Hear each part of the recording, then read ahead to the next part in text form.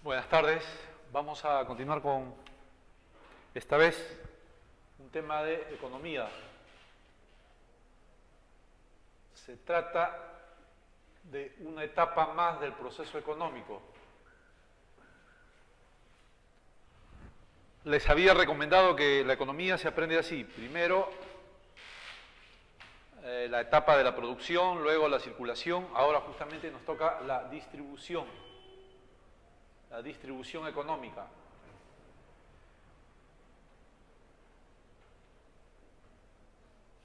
¿No? Es una fase más del proceso económico. Siempre es bueno hacerle recordar una anécdota que me dijo una alumna. Me dijo, profesor, frente a mi casa hay una distribuidora, ¿eso pertenece a este tema? Yo le digo, no, de ninguna manera, esa distribuidora más bien pertenece a la circulación, porque las distribuidoras, ¿qué hacen? Depositan los alimentos, depositan los productos por un tiempo para que sigan circulando. Esas distribuidoras solamente son almacenes al por mayor para que después circulen a las bodegas. Entonces esas distribuidoras corresponden a la etapa de la circulación. ¿De qué distribución se trata acá? Aquí vamos a ver inmediatamente, es la distribución de la riqueza. Aquí no se trata de la distribución de bienes, servicios, nada. Es la etapa de la distribución de la riqueza. ¿Qué sucede después de la circulación? Porque cuando ya los bienes y servicios, ¿no? Por ejemplo, una fábrica de carpetas, un empresario que fabrica carpetas, ya ha vendido 5.000 carpetas en el mercado, ¿no? Que es la circulación. Con ese dinero que ha ganado por la venta de las 5.000 carpetas es una riqueza. Esa riqueza hay que distribuirla. Entonces es toda una etapa, es todo un proceso. Por eso es que la definición de distribución, ¿cuál es? Ahí está. La distribución es una fase del proceso económico que consiste en asignar. Asignar es como repartir, pues, dar a cada uno, ¿no? Asignar una parte proporcional. ¿A quién le vamos a asignar? Ahí está con palabras bien técnicas. A los factores productivos. ¿Quiénes son los factores productivos? Ahí tienen que acordarse también. Los factores productivos, o sea, mejor dicho, todos los que intervienen en la producción, son el capital, el trabajo, el empresario, todos esos factores productivos. Entonces, la distribución es esa etapa, ¿no? Cuando llega la hora de distribuir la riqueza entre todos los que hicieron posible, ¿no? La generación de productos, por ejemplo, la carpeta. ¿Quiénes trabajaron en la producción de esas carpetas?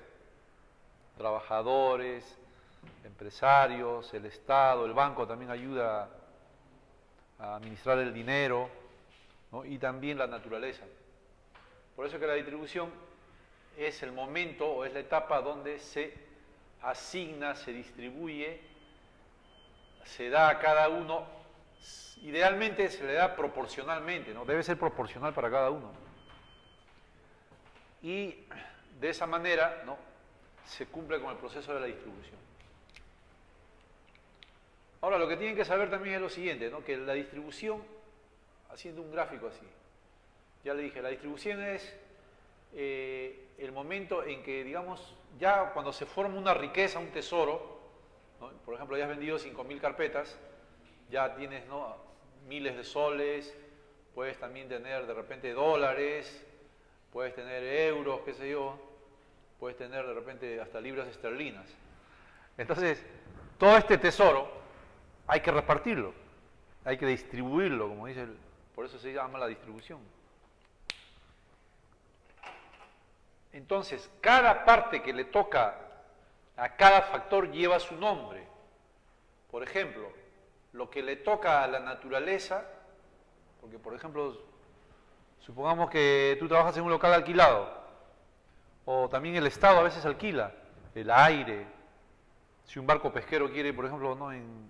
operar en el mar peruano, tiene que pagar una renta. Ahí paga lo que se llama renta. O sea, la riqueza que recibe la naturaleza se llama renta, alquiler, no, o también se llama arrendamiento.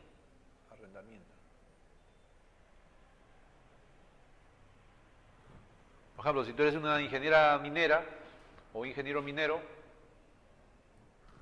denuncias una mina, empiezas a explotar una mina, el mineral que sacas es tuyo, no es del Estado. El mineral que tú extraes es tuyo, pero tú tienes que pagar, ¿no?, un arrendamiento por toda la zona que estás operando, por todas las hectáreas que estás utilizando, ¿no?, carreteras, agua, todo, por eso tienes que pagar. El Estado no es dueño del mineral, ¿sí o no? Porque tú eres dueño, no es que tú estás sacando el mineral, tú eres dueño del mineral, tú lo estás extrayendo. Ese es tu esfuerzo, tu trabajo. Pero el Estado sí te cobra porque tú estás operando en una zona que es del Estado. Por ejemplo, cualquier línea de aviación que quiere, ¿no?, operar aquí en el Perú 1 año, 2 años, también 1 año, 2 años tiene que pagar renta por utilizar los cielos del Perú. Entonces, esto se aplica a todo, no solamente cuando el Estado ofrece la naturaleza, sino también, como te digo, si tú eres un fabricante de carpetas, en una fábrica alquilada tienes que pagar alquiler, arrendamiento. Ahora, la parte que le toca al trabajador, ¿no?, o sea, la parte que le toca a los trabajadores, ¿no?, la parte de la riqueza que le toca a los trabajadores, vamos a ponerlo acá con su barrita, esa parte que le toca a ellos se llama salario, ¿no? Los trabajadores, la parte que se le distribuye a ellos se llama salario. La parte de la riqueza que le toca al empresario, ¿no?, la parte de la riqueza que le toca al empresario se llama, ¿no?, ganancia.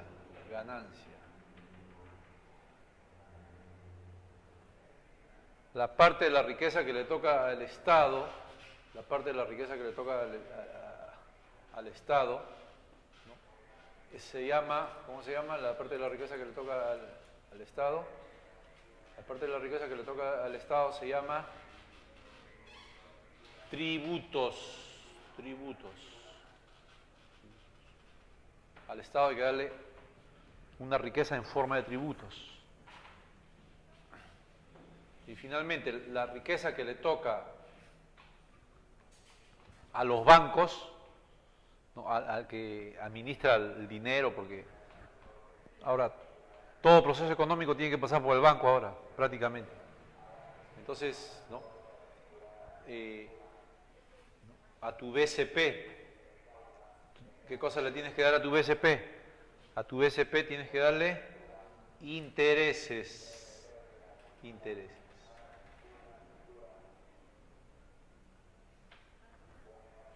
Pues bien, entonces, este es el estudio, ¿no? Este capítulo es el estudio de estos 5 elementos, ¿no?, cada una de estas partes es un análisis de cada uno de ellos. En resumen, ¿no?, ¿cómo se distribuye la riqueza? La riqueza se distribuye, se supone, en forma proporcional. Al trabajador se le da el salario, a la naturaleza se le da renta de alquiler, al empresario se le da ganancias, al banco se le da intereses y al gobierno, al Estado, se le da tributos. Eso es un primer momento. Después ahí en el capítulo también hay otro tema que se llama, ¿no?, ¿por qué no se reparte igualmente? ¿Por qué no es justa la distribución? ¿No? Justamente acá aparece, dice, pero en la distribución les toca a todos los factores por igual. Claro, es una pregunta que ya es bien evidente, ¿no? Desde luego, en un sistema capitalista es desigual, es injusto. El capitalista se queda con la mayor parte porque él dice, yo soy el que pongo las máquinas, yo soy el que pongo el capital, yo tengo la propiedad privada. Y el trabajador siempre se queda con la menor parte. Eso ya lo sabemos bastante. Más bien, después viene otro tema que sí merece una explicación, que se llama la redistribución. ¿No? La redistribución.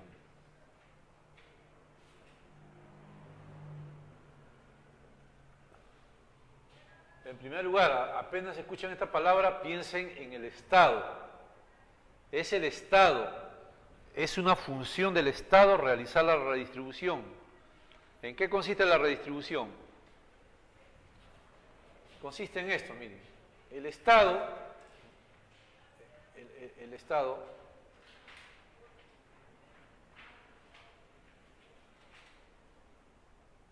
recibe impuestos, tributos. Los 29 millones de peruanos casi pagan todos impuestos, todo. Pagas impuestos por todo, por comprar, por casarte, por sacar DNI, por vender, por sacar un crédito, por pagar un pasaje, comprar un lapicero, por todo pagas impuestos, todo paga impuestos. Por viajar. Entonces, esos impuestos que se llaman tributos, ¿no? El Estado, eso se le distribuye al Estado. Eso forma el tesoro público. El tesoro público. Con ese tesoro, con esa riqueza que el Estado ha obtenido de todos los tributos e impuestos, el Estado tiene que volver a distribuirlo, pero entre todo el pueblo, entre todos los sectores económicos. ¿Ya? A eso se llama subsidio. O sea, el Estado tiene que subsidiar diferentes actividades económicas. O sea, con todos los impuestos que le hemos pagado al Estado, el Estado tiene que regresarlo al pueblo, pero ¿en forma de qué? De hospitales, colegios, pistas, veredas, ¿no? En forma de pagos de personal del Estado, profesores, militares, a todos tienen que subsidiar. Eso se llama subsidio. También se le da apoyo a los campesinos, apoyo a los militares. Por eso se dice subsidio al agro, subsidio a la industria. Entonces, eso significa la redistribución. Por eso se le dice redistribución, porque lo que se le distribuye al Estado, él lo vuelve a distribuir, ya entre todos los peruanos. Se supone que también lo tiene que hacer de manera justa, de manera proporcional a todos. Ese es un gran problema que también ha habido en el Perú, ¿no? Antes toda la redistribución del Estado estaba orientada en Lima nomás. El resto de regiones no recibían nada de esa redistribución. Ahora más o menos todas las regiones están recibiendo, todas las municipalidades están recibiendo del Estado un fondo para que hagan sus obras. Por eso en todos los distritos, en todas las municipalidades, los alcaldes están haciendo veredas, pistas, jardines, farolitos. Y la gente también está ilusionada creyendo que, ¿no?, que eso es parte de la eficacia de un alcalde. No, lo que pasa es que ahora las alcaldías tienen fondos. El Estado le está redistribuyendo. Le está dando un fondo para que ellos lo inviertan, lo gasten en la mejora de las ciudades. Antes no. Hace 30 años las municipalidades vivían solamente de los arbitrios nada más. Y esos arbitrios que cobraba la municipalidad eran para los sueldos de los trabajadores de la municipalidad, nada más, no les alcanzaba ni siquiera para 10 metros de vereda más. Todos los distritos estaban, pero horribles. No había ninguna mejora. Ahora más bien, ahora tienen un fondo, no solamente un fondo que le da el gobierno, sino ahora hay regiones que reciben ya lo que se llama el canon, no sé si han escuchado, ¿no? El canon minero. Quiere decir, por ejemplo, si hay una mina en Andahuaylas, lo que paga esa mina, ¿no?, lo que esa mina paga de impuestos se queda en Andahuaylas, para el desarrollo de Andahuaylas. Una parte nomás viene a Lima. Antes era distinto. Antes había una mina en Cajamarca, todo lo que pagaba esa mina venía a Lima primero. Se supone que de Lima tenía que enviar a Cajamarca, ¿no?, un proyecto, un beneficio, pero no, eso duraba pues, 10, 20 años, llegaba una obra a Cajamarca del Estado. Por eso que estaba abandonado todo el Perú. Bueno, esa es la redistribución. Ahí, ¿no?, termina ese tema de la redistribución. Después ya viene ¿no?, lo que se llama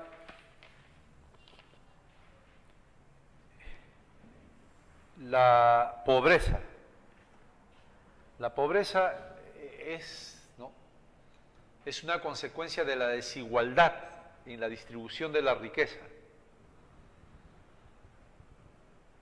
Como la distribución es desigual e injusta en el Perú, entonces eso trae como consecuencia varios niveles de pobreza. ¿Qué cosa es la pobreza? Ahí está su definición. La pobreza es la incapacidad para satisfacer mínimamente las necesidades vitales. Esa es la definición de pobreza. Es la insuficiencia, es la imposibilidad de satisfacer mínimamente las necesidades vitales, las necesidades que debemos tener para vivir. Esa es la pobreza.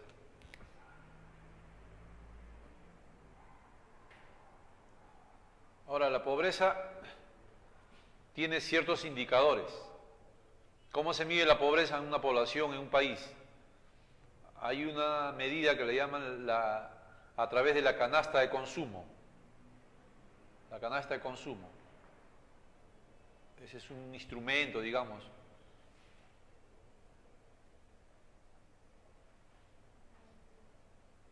Para medir la pobreza. La canasta de consumo significa que se tiene que estudiar, se tiene que registrar cuánto consume la gente de alimentos, vestidos, salud, educación, ¿no?, para ver si la gente logra llenar esa canasta o no. Y después también hay otro instrumento, hay otro concepto para medir la pobreza que se llama el IDH. Se llama el Índice de Desarrollo Humano. Índice de Desarrollo Humano.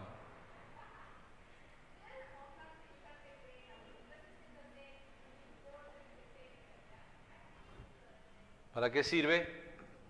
Justamente para ver, para identificar si la población tiene o no tiene ingresos. Por eso, eso significa saber, por ejemplo, ¿no?, qué país, cuál país no tiene un PBI per cápita. Per cápita quiere decir por persona. O sea, ¿qué cosa es el PBI per cápita? Es la división del monto total que arroja el PBI en un año por toda la población. ¿Cuánto le toca a cada persona? Dividiendo el PBI entre todos. Y también el índice de desarrollo humano mide la pobreza, ¿no?, a través de el grado de educación que tienen los padres de familia, el grado de educación que tiene la población, el analfabetismo, ¿no?, también la mortalidad infantil, la mortalidad al nacer también, eso se llama morbilidad y mortalidad. Entonces todo eso permite conocer el grado de pobreza de cualquier país, de cualquier nación o de cualquier zona, como en el Perú. La zona más pobre, de pobreza extrema, que parece que cumple todos estos requisitos, es Huancavelica. Inclusive un objetivo de las Naciones Unidas es erradicar la pobreza extrema hasta el 2015. ¿Podrán hacerlo? O sea, las Naciones Unidas tiene como objetivo, ya ese objetivo ya lo han planteado hace 5 años, erradicar la extrema pobreza, no la pobreza, porque pues, la pobreza, algunos dicen que siempre va a continuar, pero la extrema pobreza sí. El 2015 debe estar erradicada la extrema pobreza en el mundo. Ahora se van a reunir en septiembre en Nueva York para evaluar si han avanzado o no, porque ya pasaron 5 años de ese objetivo del milenio de las Naciones Unidas, porque hay 1.000 millones de personas en el mundo que viven con menos de $1 diario. Esos son los que están en extrema pobreza, son los que son los que viven con menos de $1 al día. Bueno, entonces, eso es lo que tiene que ver con la pobreza. Y también, ¿no?, ya viene un estudio de cada una de estas partes. Cada una de estas partes que son la distribución de la riqueza. Algo que quería decirles también era que la distribución, ¿quién la hace? Ahí en la separata dice que la hace el mercado. Y un alumno me dijo, ¿el mercado? A ver, ¿de qué manera? Profesor, no entiendo. ¿El mercado es el que hace la distribución? Que yo voy al mercado y ahí me distribuyen. Miren, tengan cuidado ahí, porque en otros libros, sostienen que la distribución la hace el empresario. ¿Por qué? Porque claro, él es el que agarra toda la plata, pues. Si tú vendes 5.000 carpetas, ¿quién agarra la plata? ¿Quién, como se dice, embolsa la plata? El empresario. Entonces, él es el que tiene que distribuir. Pero ahí en la separata, ¿no?, han rectificado, dicen, no, es el mercado el que distribuye. Miren, mi manera de ver es la siguiente. Lo que quieren decir ahí es que la distribución se hace de acuerdo a las leyes del mercado. Es como decir, si a ti te tienen que dar un salario, ¿sí o no?, el salario tendrá que ser igual a los salarios que hay en el mercado. En ese sentido, de repente hay que, ¿no?, hay precisar mejor. La distribución se hace de acuerdo a las leyes del mercado. Por ejemplo, si tú tienes que pagarle unos intereses al banco, entonces esos intereses tendrán que tener en cuenta cuánto cobran de intereses los otros bancos en el mercado. Cuánto, ¿no?, es el índice, el porcentaje de intereses. A eso se refiere. Se refiere que la distribución se hace de acuerdo a la ley de la oferta y la demanda también, claro. O sea, a ti te dan tu salario de acuerdo a cómo están los demás salarios de las otras áreas, de los otros trabajadores. Bueno, ¿qué cosa es el salario? Ya, volviendo acá a definir el salario. Es el pago por un trabajo. Es el pago por una actividad productiva. O también se puede decir, es el precio de la mano de obra o es el precio de una actividad física o intelectual productiva. Ese es el concepto de salario. Ahora bien, el salario se divide, ¿no?, el salario depende de varios factores. Para calcular el salario, ¿no?, hay que tener en cuenta, por ejemplo, el costo de vida. Por ejemplo, en Madrid, ¿por qué ganas más? Porque el costo de vida es más alto. En Puno, ¿por qué ganas menos que en Lima? Porque también en Puno hay muchas cosas baratas. Un menú en Puno está como 2 soles, es un menú pero completo, bien servido. O sea, ahí las cosas están más cómodas. En Huancayo igual. Hay bastante agricultura, bastante carne, queso. Entonces, el costo de vida es menor, ahí también los salarios en provincias es menor. Acá en Lima todo es más caro, el salario tiene que ser mayor. También dice ahí el nivel de vida. El nivel de vida quiere decir que, ¿no?, todo lo que necesitas para vivir en una sociedad moderna, por ejemplo. Una sociedad moderna, de hecho, es más cara. Por ejemplo, en una sociedad moderna, ¿qué necesitas? Necesitas equipo, computadora, ir al metro, tener tu MP3, tener espectáculos, una serie de cosas, claro, celular. En el campo no necesitas muchas cosas, por eso que en el campo los salarios son más bajos, porque el nivel de vida no es muy alto. De acuerdo al nivel de vida es. En Japón, por ejemplo, en Japón tienes que tomar el tren bala. Entonces, eso, ¿cuánto cuesta eso? Tu salario tiene que... Aquí en Lima mismo, ahora con el metropolitano, ¿cuánto va a costar eso el pasaje? Claro, el nivel ya para para transportarte de un metropolitano. En otros países el metro, que también es caro. No es como en el campo. O en otras zonas, en otros países es más barato. El nivel de vida es un nivel de vida más bajo. Claro que también depende de, ¿no? Los salarios dependen también de la oferta de trabajo. En los países en donde hay bastante desempleados, los salarios son bajos. Por ejemplo, aquí en Chosica han abierto un Plaza Vea, una tienda de Plaza Vea. Para 30 puestas de trabajo creo que se han presentado como 1.200 personas. Entonces, o sea, hay bastante mano de obra desocupada. Eso se llama oferta, pero oferta de trabajo. Oferta de trabajo quiere decir que hay bastante mano de obra que se ofrece, ¿no? Bastante gente ofreciéndose, y eso hace caer los salarios.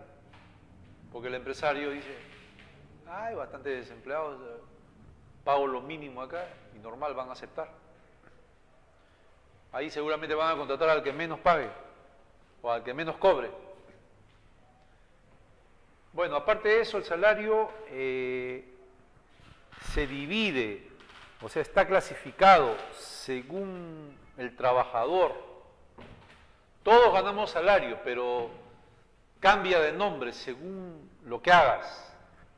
Todos los trabajadores percibimos salarios, pero tiene un nombre específico según lo que hagas. Por ejemplo, el trabajador manual, ¿no? El trabajador de fábrica, el trabajador de construcción civil, ¿no? El trabajador así, ¿no?, de industria, él recibe jornal.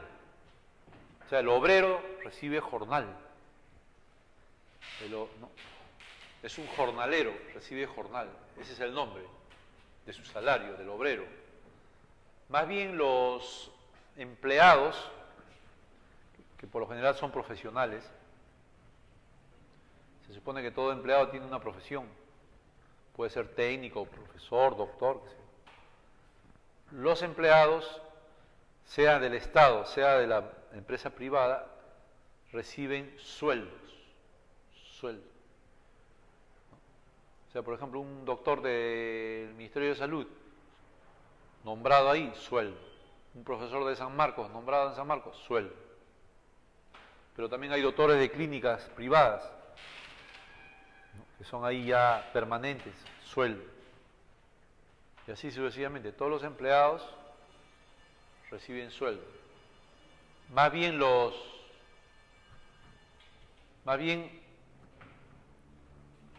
los profesionales independientes reciben honorarios, ¿no? Por ejemplo, esos odontólogos que, ¿no?, tienen su consultorio independiente, ¿no? En tu barrio, por ejemplo, seguramente hay un odontólogo que tiene su consultorio, él gana honorarios. Aunque a veces nunca dan recibo, pero ellos ganan honorarios. Acá al frente, por ejemplo, hay un estudio de abogados independientes, gana honorarios. Honorarios gana todo profesional independiente, que hace un servicio nada más, que no es contratado, que no es nombrado, que no está permanente ahí, nada más hace un servicio de asesoría, un servicio técnico. Por ejemplo, si a tu casa va un gafitero a hacer unos arreglos, él gana honorarios. Bueno, esos son los profesionales o técnicos independientes, honorarios. Emolumentos es el nombre del salario que ganan todos los funcionarios del gobierno.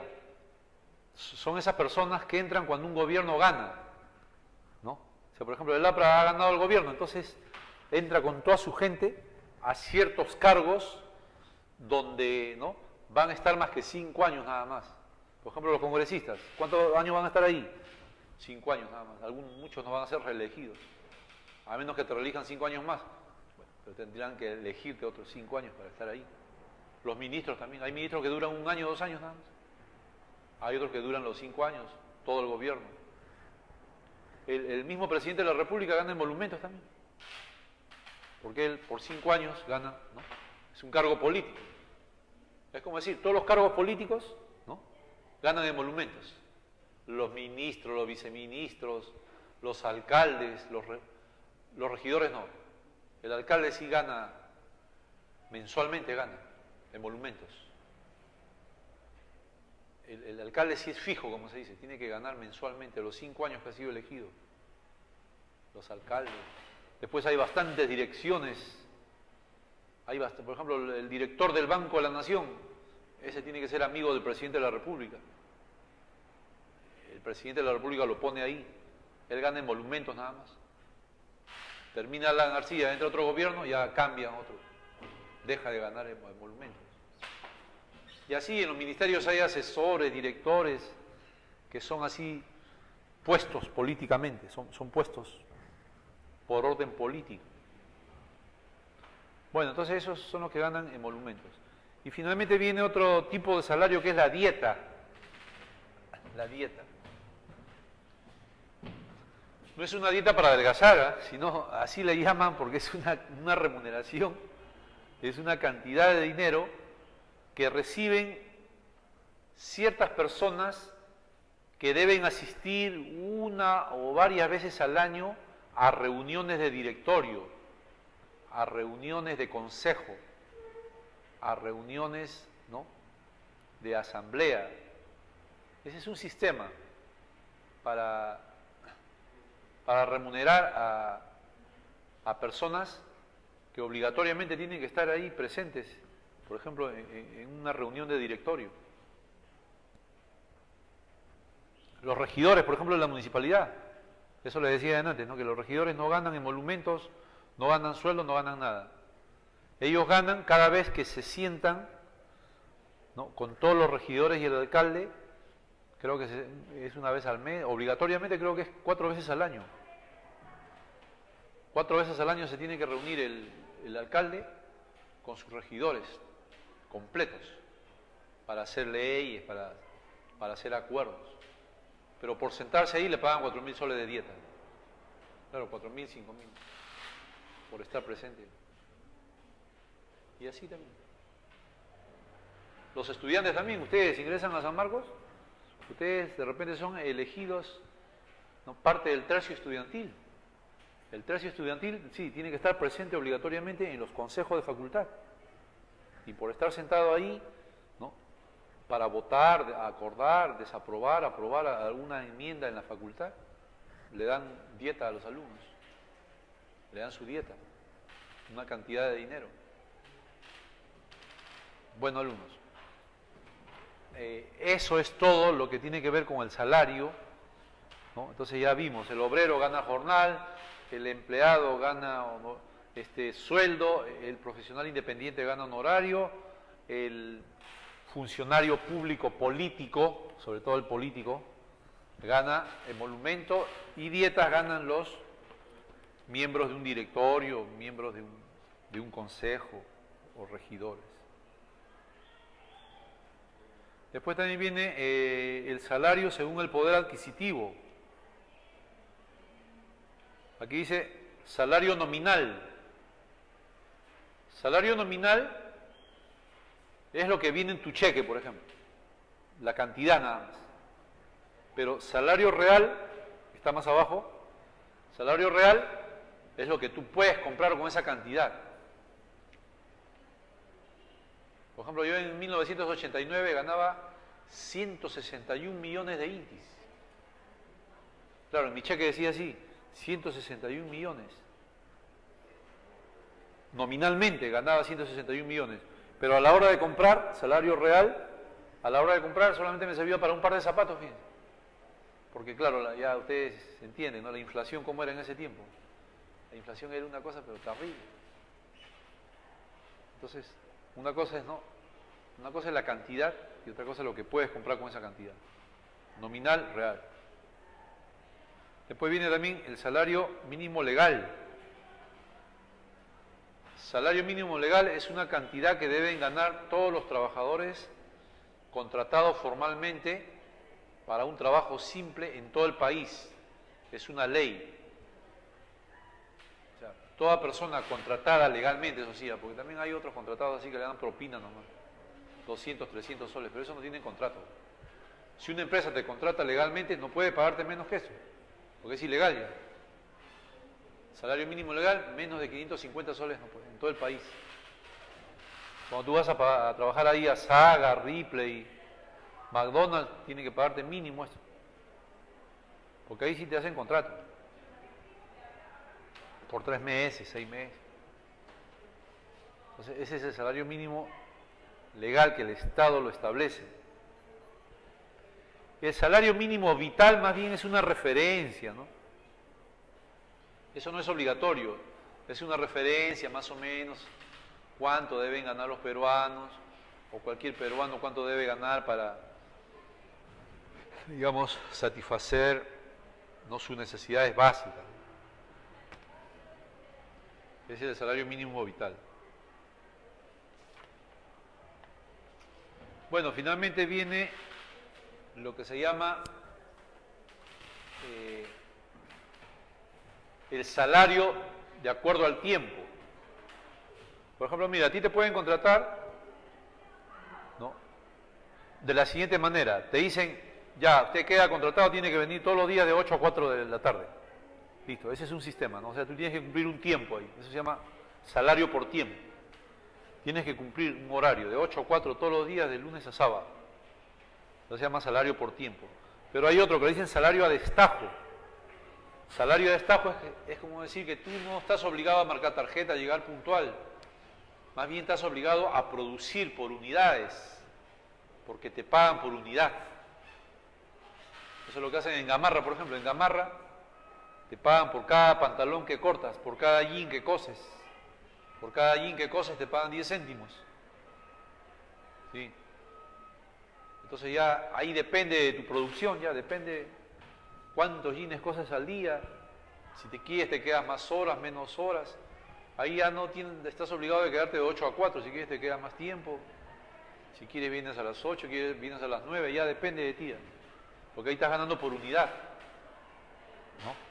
Por unidad producida. Eso se llama destajo.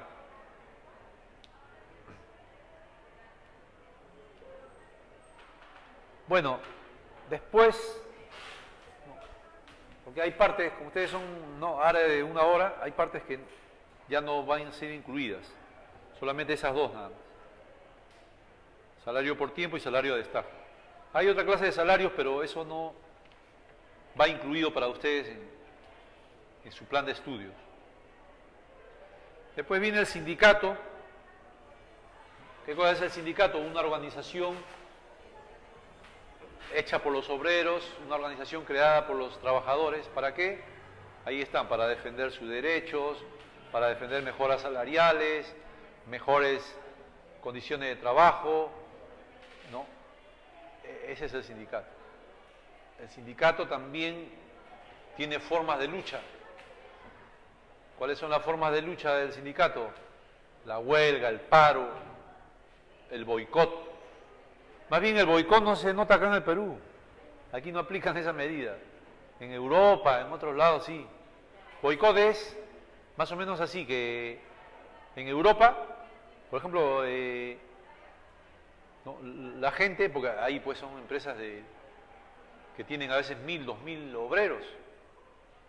Entonces, 1000 o 2000 obreros tienen ¿cuántas familias? Entonces al final dicen, esa empresa es explotadora, esa empresa no cumple con las normas, esa empresa no paga bien a sus trabajadores, no hay que comprar sus productos. Ese es boicot. Acá también en el Perú quisieron hacer así. Esa empresa Top y Top ha despedido obreros, ha despedido dirigentes sindicales. Entonces la gente dice, ¿cómo le van a comprar a un empresario abusivo? ¿Cómo le vas a comprar ropa a un empresario abusivo que ha despedido obreros, que no respeta el sindicato? Entonces, ese es el boicot aquí en el Perú como medida de lucha es bien difícil. No se nota. Aquí lo que se nota, según lo que dice acá, lo que se nota acá en el Perú es el paro, ¿no?, la huelga, el bloqueo de carreteras, subversión también se nota acá en el Perú.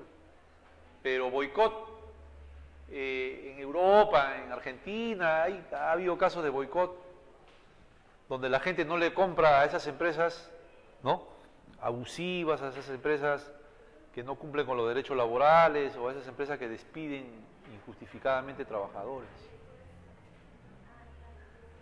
Aquí el que quiso hacer boicot una vez, ¿saben quién fue?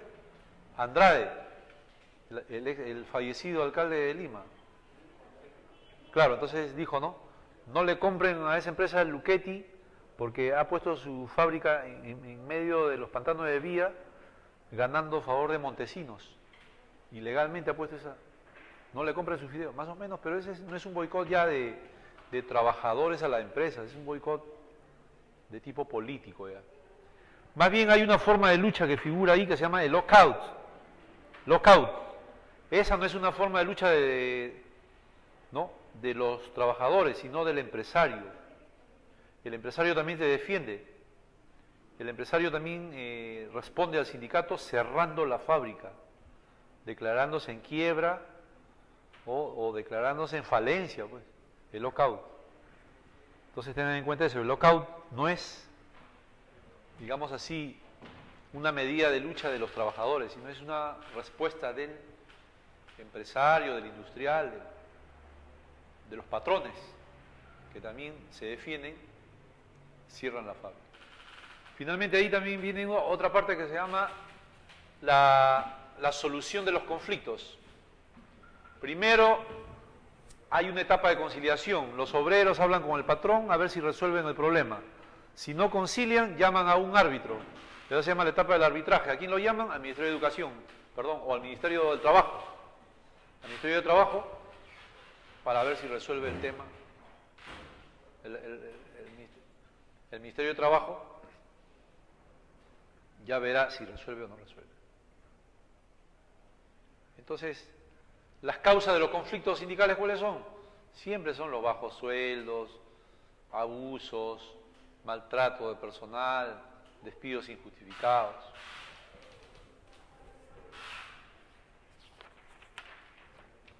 Después viene otro, finalmente ya, con eso terminamos.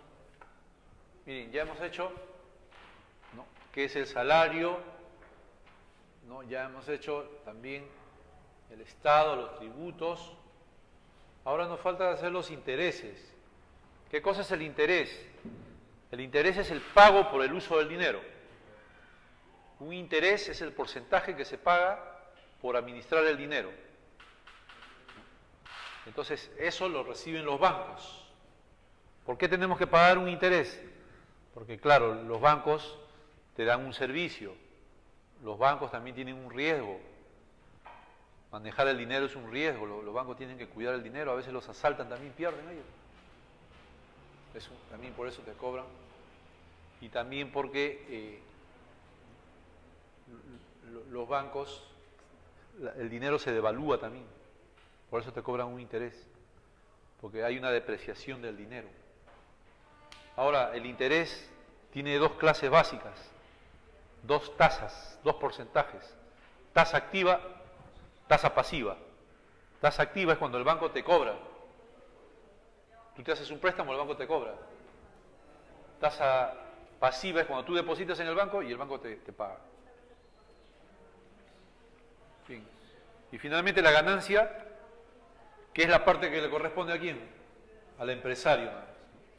La ganancia es la parte que le corresponde al empresario. Bueno, las claves serían las siguientes.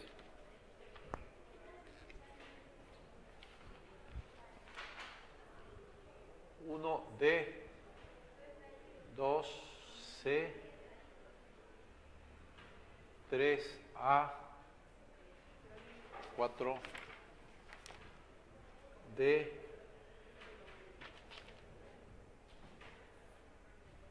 5, C, 6, E, 7, A, 8E,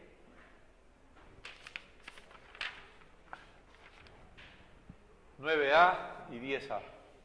Bueno, por lo pronto eso es todo.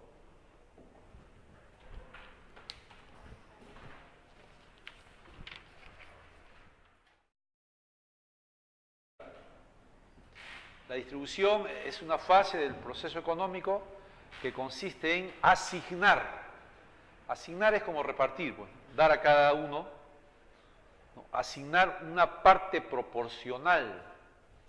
¿A quién le vamos a asignar? Ahí está con palabras bien técnicas. A los factores productivos. ¿Quiénes son los factores productivos? Ahí tienen que acordarse también. Los factores productivos, o sea, mejor dicho, todos los que intervienen en la producción, son el capital, el trabajo, el empresario, todos esos factores productivos. Entonces, la distribución es esa etapa, ¿no? Cuando llega la hora de distribuir la riqueza entre todos los que hicieron posible, ¿no?, la generación de productos, por ejemplo, la carpeta. ¿Quiénes trabajaron en la producción de esas carpetas? Trabajadores, empresarios, el Estado, el banco también ayuda a administrar el dinero, ¿no? Y también la naturaleza. Por eso que la distribución es el momento o es la etapa donde se asigna, se distribuye, se da a cada uno, idealmente se le da proporcionalmente, ¿no? Debe ser proporcional para cada uno. Y de esa manera, ¿no?, se cumple con el proceso de la distribución. Ahora, lo que tienen que saber también es lo siguiente, ¿no?, que la distribución, haciendo un gráfico así, ya le dije, la distribución es el momento en que, digamos, ya cuando se forma una riqueza, un tesoro, ¿no? Por ejemplo, ya has vendido 5.000 carpetas, ya tienes, ¿no?, miles de soles, puedes también tener de repente dólares, puedes tener euros, qué sé yo, puedes tener de repente hasta libras esterlinas. Entonces, todo este tesoro hay que repartirlo, hay que distribuirlo, como dice por eso se llama la distribución. Entonces, cada parte que le toca a cada factor lleva su nombre.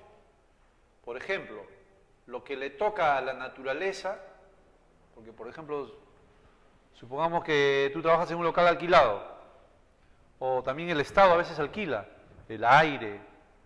Si un barco pesquero quiere, por ejemplo, ¿no?, operar en el mar peruano, tiene que pagar una, ¿qué?, una renta. Ahí paga lo que se llama renta. O sea, la riqueza que recibe la naturaleza se llama renta, alquiler, no, o también se llama arrendamiento. Arrendamiento. Por ejemplo, si tú eres una ingeniera minera o ingeniero minero, denuncias una mina, empiezas a explotar una mina, el mineral que sacas es tuyo, no es del Estado. El mineral que tú extraes es tuyo. Pero tú tienes que pagar, ¿no?, un arrendamiento por toda la zona que estás operando, por todas las hectáreas que estás utilizando, ¿no?, carreteras, agua, todo, por eso tienes que pagar. El Estado no es dueño del mineral, ¿sí o no? Porque tú eres dueño, no es que tú estás sacando el mineral, tú eres dueño del mineral, tú lo estás extrayendo. Ese es tu esfuerzo, tu trabajo, pero el Estado sí te cobra porque tú estás operando en una zona que es del Estado. Por ejemplo, cualquier línea de aviación que quiere, ¿no?, operar aquí,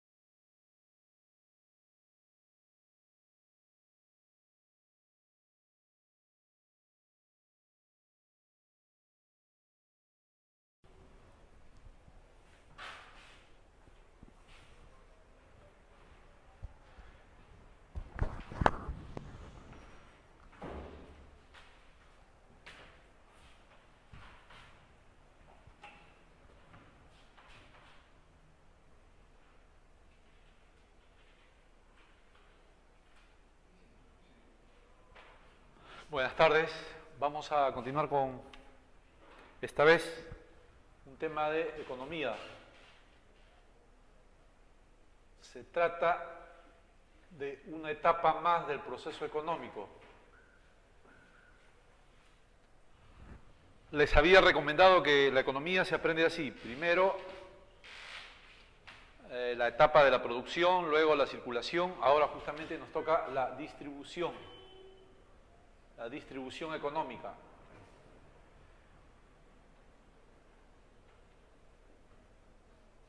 ¿No? Es una fase más del proceso económico. Siempre es bueno hacerle recordar una anécdota que me dijo una alumna. Me dijo, profesor, frente a mi casa hay una distribuidora, ¿eso pertenece a este tema? Yo le digo, no, de ninguna manera, esa distribuidora más bien pertenece a la circulación, porque las distribuidoras, ¿qué hacen? Depositan los alimentos, depositan los productos por un tiempo para que sigan circulando. Esas distribuidoras solamente son almacenes al por mayor, para que después circulen a las bodegas. Entonces, esas distribuidoras corresponden a la etapa de la circulación. ¿De qué distribución se trata acá? Aquí vamos a ver inmediatamente, es la distribución de la riqueza. Aquí no se trata de la distribución de bienes, servicios, nada. Es la etapa de la distribución de la riqueza. ¿Qué sucede después de la circulación? Porque cuando ya los bienes y servicios, ¿no? Por ejemplo, una fábrica de carpetas, un empresario que fabrica carpetas, ya ha vendido 5.000 carpetas en el mercado, ¿no? Que es la circulación. Con ese dinero que ha ganado por la venta de las 5.000 carpetas es una riqueza. Esa riqueza hay que distribuirla. Entonces es toda una etapa, es todo un proceso. Por eso es que la definición de distribución, ¿cuál es? Ahí está. Aquí en el Perú, 1 año, 2 años, también 1 año, 2 años tiene que pagar renta por utilizar los cielos del Perú. Entonces, esto se aplica a todo, no solamente cuando el Estado ofrece la naturaleza, sino también, como te digo, si tú eres un fabricante de carpetas, en una fábrica alquilada tienes que darle pagar alquiler, arrendamiento. Ahora, la parte que le toca al trabajador, ¿no? O sea, la parte que le toca a los trabajadores, ¿no? La parte de la riqueza que le toca a los trabajadores, vamos a ponerlo acá con su barrita. Esa parte que le toca a ellos se llama salario. ¿No? Los trabajadores, la parte que se le distribuye a ellos se llama salario. La parte de la riqueza que le toca al empresario, ¿no? La parte de la riqueza que le toca al empresario se llama, ¿no? Ganancia.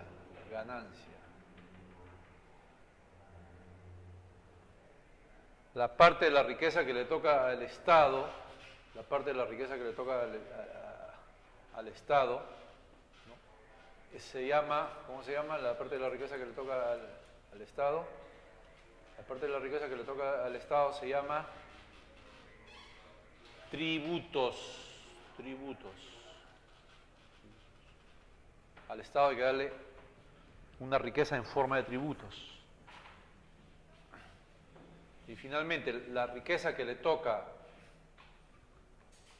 a los bancos, ¿no? al que